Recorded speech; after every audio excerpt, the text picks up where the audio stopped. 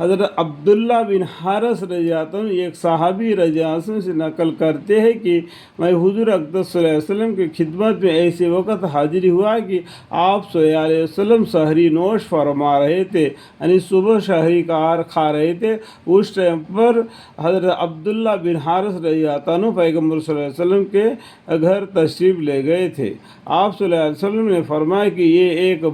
برکت کی چیز ہے، یعنی جو کھانا جو شہری کھاتے ہیں وہ برکت کی چیز ہے جو اللہ نے تم کو عطا فرمایا ہے۔ اللہ تعالیٰ نے رمضان المبارک میں شہری کھانے کا ہم کو اللہ نے حکم دیا ہے، اس کو مت چھوڑنا۔ حضور اقدس صلی اللہ علیہ وسلم نے متعدد روایت میں سحری کو ترغیب فرمائی ہے، حتیٰ کہ ارشاد ہے کہ اور کچھ نہ ہو تو ایک چھوارا ہی کھا لے، یعنی اور کچھ بھی نہیں گھر میں، کم سے کم ایک چھوارا مطلب ایک کھجور کیوں نہ ہو کھانا چاہیے، بغیر کھائے ہوئے نہیں رکھنا۔ جب مغرب کی نماز ہو جاتی ہے نا، دن بھر بھوکا رہا بھر کے پیٹ بھر کے کھا لیتا ہے، اور تراویح کی نماز پڑھ کے آگے پھر کھا لیتا ہے تو اس کو کھانا نہیں گھٹتا اور کھٹے ڈھکارے آتے ہیں۔ تو اس لیے وہ صبح نہیں کھاتے ہوئے بغیر پانی پی کے روزہ رکھتا ہے۔ تو یا کیا بولتے ہیں، ایک چھوارا ہی کیوں نہ ہو کھا لے، یعنی ایک کھجور بھی کیوں نہ ہو کھا کر پانی پی لو اور روزہ کی نیت رکھ لو۔ ایسا تو پہلے ہی رمضان المبارک کے پورے مہینے کے روزہ ایک ساتھ ہی نیت بھر لیتے ہیں، یہ حدیث ہے۔ لیکن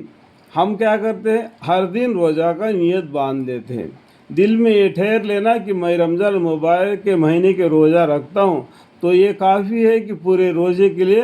ہو جاتا ہے۔ لیکن ہماری کمزوری کوتاہی کی وجہ سے ہم کیا کرتے ہیں، ہر دن صبح کی نماز کے بعد میں روزہ کا نیت باندھ لیتے ہیں۔ ٹھیک ہے، اس بات کو سمجھ لو، اس کو مت چھوڑنا۔ حضور اقدس صلی اللہ علیہ وسلم کی متعدد روایت میں سحری کو ترغیب فرمائی، حتیٰ کہ ارشاد ہے کہ اور کچھ نہ ہو تو ایک چھوارا ہی کھا لے یا ایک گھونٹ پانی ہی پی لے۔ پانی پینا بھی ضروری ہے،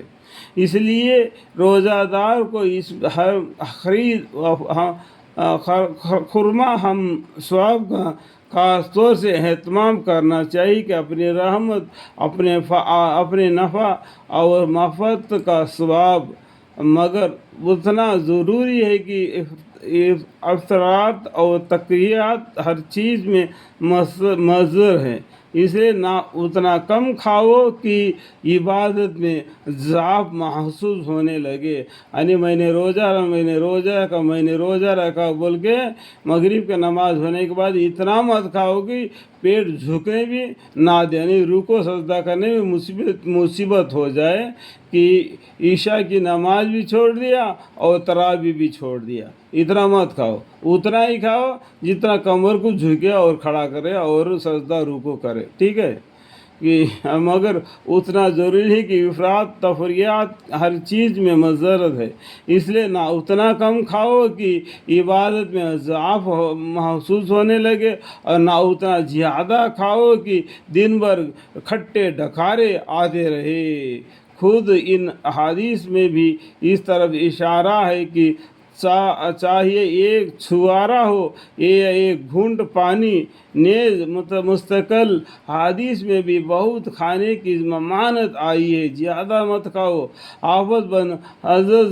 بخاری کی شرح میں تحریر فرماتے ہیں کہ سحری کی برکت مختلف وجوہوں سے ہے، اتباع سنت ہے، کتاب کی مخالفت کی، سحری نہیں کھاتے اور ہم لوگ حتیٰ علوسا ان کا مخالفت کے معمور ہے، یعنی مغرب کی نماز کے بعد میں پیٹ بھر کر کھا لیا تو سو گیا تو ایک دم کھٹے ڈکارے آنے لگے تو فجر سحری نہیں کھایا، وہ سحری کھانا چاہیے، کیوں ایک کھجور کیوں نہ ہو یا ایک گلاس پانی کیوں نہ ہو پی کر روزے کے نیت باندھ کے فجر کی نماز ادا کرنا چاہیے۔ اللہ تعالیٰ سب کو سمجھنے کی توفیق عطا فرمائے۔